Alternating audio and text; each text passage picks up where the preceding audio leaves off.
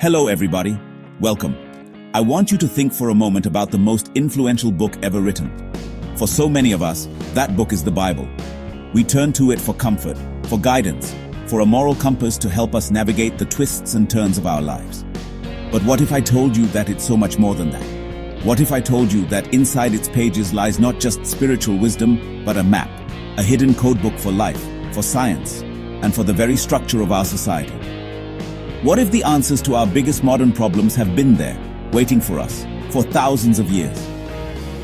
Now I know what some of you might be thinking. You see it as a religious text, a collection of stories and commandments. And it is. But if that's all you see it as, I believe you're missing out on its most profound and practical power. You're reading the lyrics, but you're not hearing the music. It's like having the architectural plans to the most magnificent building in the world and only using it to prop open a door. We have been handed a divine instruction manual for a better world, and too many of us have left it on the shelf, collecting dust. So today, we're going to open it up. We're going to look beyond the parables and see the patterns. We're going to decode the scriptures and reveal what I believe is a blueprint for building, for solving, for inventing, and for governing. This isn't just about faith, it's about function. It's about discovering the ancient wisdom that built the modern world and holds the keys to our future. So get comfortable, open your heart, and let's begin this journey together. It's going to be an aha moment. Let's travel back in time, to a world that was, quite frankly, brutal. In the ancient Roman and Greek empires, if you were sick, if you were weak, if you were left for dead on the side of the road, that was your fate. There was no safety net. The prevailing philosophy was to discard the weak to strengthen the whole. It was a cold, hard world where compassion was a liability, not a virtue. People would literally walk past the suffering, believing it was not their problem to solve. It was a world without hospitals as we know them. Then, a story comes along. A radical, world-changing story. The parable of the Good Samaritan. A man is beaten, robbed, and left to die. Two respected religious figures walk right by him. But then a Samaritan, an outcast, someone who was supposed to be an enemy, stops. He doesn't just feel pity, he takes action. He cleans the man's wounds, puts him on his own donkey, takes him to an inn, and pays for his care. He looked at a stranger and saw a neighbor. That story wasn't just a nice tale, it was a command. It was a call to action. This idea, this mandate to go and do likewise, to bind the wounds of strangers, was revolutionary. It planted a seed in the heart of humanity. Early Christians took this to heart. They began creating places, at first in their own homes, then in dedicated buildings, where the sick, the poor, and the abandoned could be cared for, regardless of who they were. These were the very first hospitals, built not for profit, not for prestige, but on a foundation of love and compassion. It was a radical idea that every life has value and deserves care. And look at our world today. Think about the Red Cross, a global symbol of aid and relief.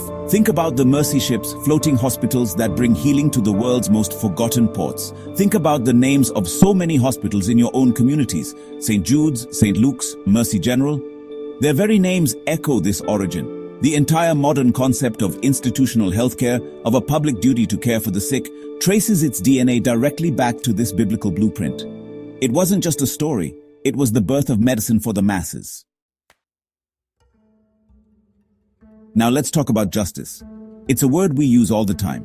We demand it, we fight for it, we build entire systems around it. But where did our ideas of what makes a justice system fair and right actually come from? Long before the Greeks debated democracy in the Agora, long before the Romans wrote their 12 tables, a set of laws was delivered on a mountaintop that would forever change how we think about law and order.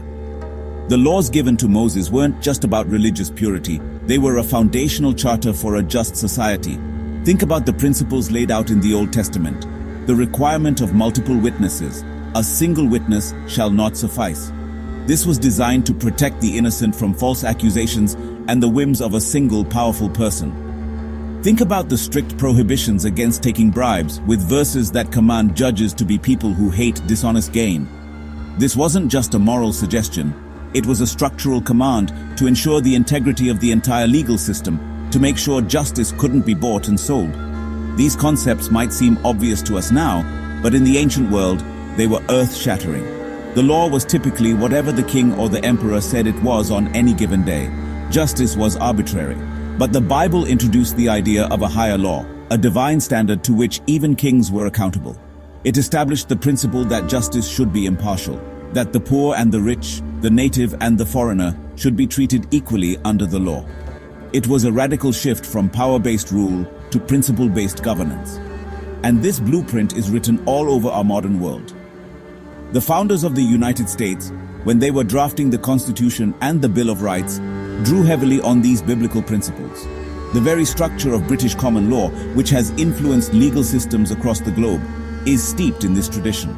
The idea of an impartial judiciary, the right to face your accuser, the presumption of innocence, these pillars of modern justice didn't just appear out of thin air. They are echoes of a code given thousands of years ago, a blueprint for a society where justice flows down like a river. Have you ever stopped to ask yourself a very simple question? Why is our week 7 days long? It's a rhythm so deep in our bones we never even question it. But think about it. The length of a day is determined by the Earth's rotation. The length of a month is connected to the moon's cycle. The length of a year to the Earth's orbit around the sun. But the 7-day week, it has no astronomical basis whatsoever. It's not tied to the sun, the moon, or the stars. So where did it come from? The answer is right there on the very first page of the Bible. Genesis, the creation story. For 6 days, God creates the heavens, the earth, the light, the seas, the living creatures, and on the 7th day, He rested. He ceased from His work. This wasn't just a story about how the world began, it was a divine pattern, a rhythm for life that was woven into the fabric of time itself. The 7-day week is a direct inheritance from the Judeo-Christian tradition, a weekly reminder of creation and the importance of rest. And for centuries, people just accepted this rhythm. But some have tried to change it. During the French Revolution, in an attempt to de-Christianize society, they introduced a 10-day week. It was a disaster. People were exhausted, productivity plummeted, and society felt out of sync. The experiment failed, and they soon returned to the 7-day cycle. It turns out this ancient blueprint knew something profound about human nature, something that science is only now beginning to fully understand and prove.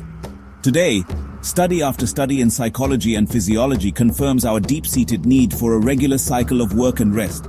They call it our circadian rhythm, but it's the same principle.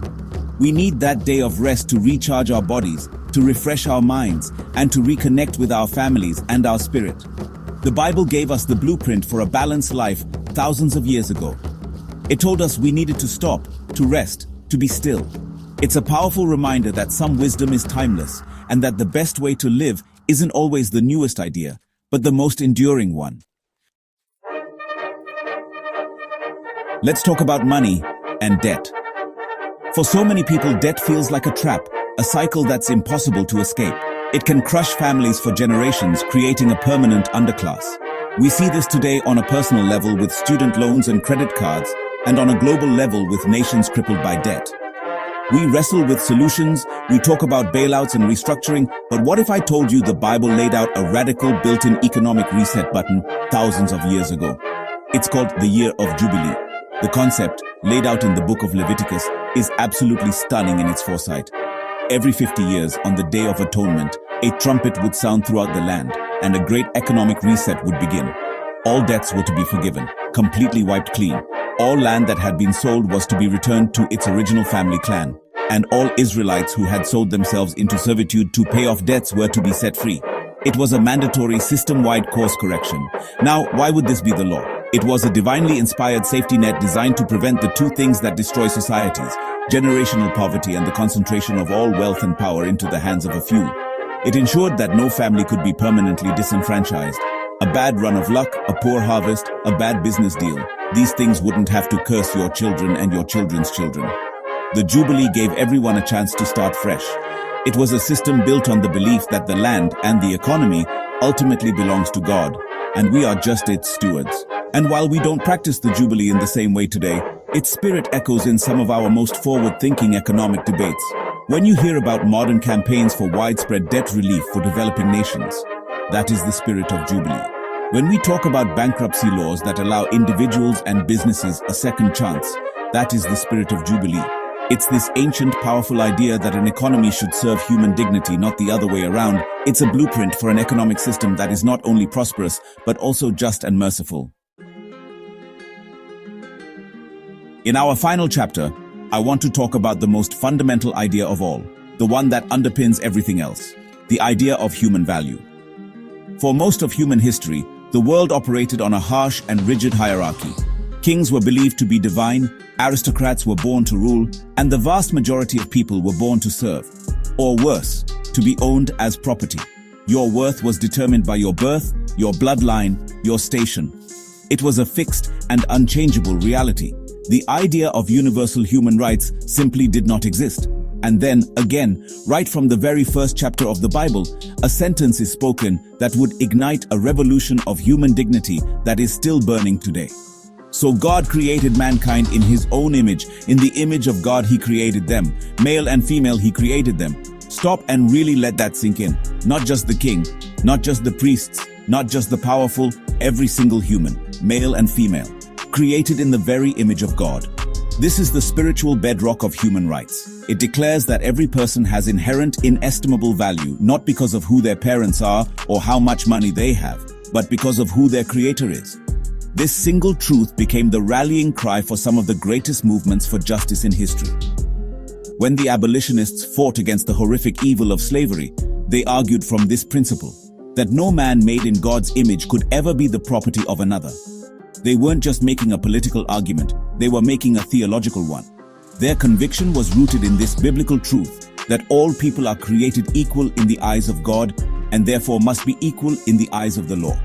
That same fire fueled the civil rights movement. Dr. Martin Luther King, Jr., a pastor before he was a politician, preached from this wellspring of truth. His dream was deeply rooted in the biblical promise of a world where people would be judged not by the color of their skin, but by the content of their character, a character stamped with the image of God. Every fight for equality, for the dignity of the marginalized, for the rights of the oppressed, stands on the shoulders of this profound, world-altering declaration from Genesis. It is the master code that unlocks human freedom. So, you see, from our hospitals to our courtrooms, from the rhythm of our weeks to our deepest convictions about human rights, the fingerprints of this ancient text are everywhere. These aren't just stories of miracles that happened long ago. They are practical, functional blueprints that were thousands of years ahead of their time. Faith has always been at the forefront of progress, giving us the architecture for a more just, compassionate, and ordered world. The Bible doesn't need to be updated to fit our modern sensibilities. I believe we need to be updated by its timeless wisdom. The challenge for each of us then is to change how we see it. Don't just read it as a religious manual for your own personal salvation, as important as that is. Start to see it as a codebook for our collective salvation. See it as a guide for building stronger communities, for solving global problems, for transforming society from the inside out. The Bible isn't a relic to be revered from a distance. It's a tool to be used, a plan to be executed. And the most powerful truths are often hidden in plain sight, waiting for a new generation to pick them up and put them to work. There's a reason Jesus said the kingdom of heaven is like yeast that a woman mixed into a large amount of flour until it worked all through the dough. It starts small, but it has the power to transform everything it touches. You are that yeast. You are that catalyst. So my question for you today is this. What world-changing idea is still hidden within these sacred pages, waiting for you, yes, you, to be the one to unlock it? What problem in your world are you being called to solve with this ancient divine blueprint? Go find out.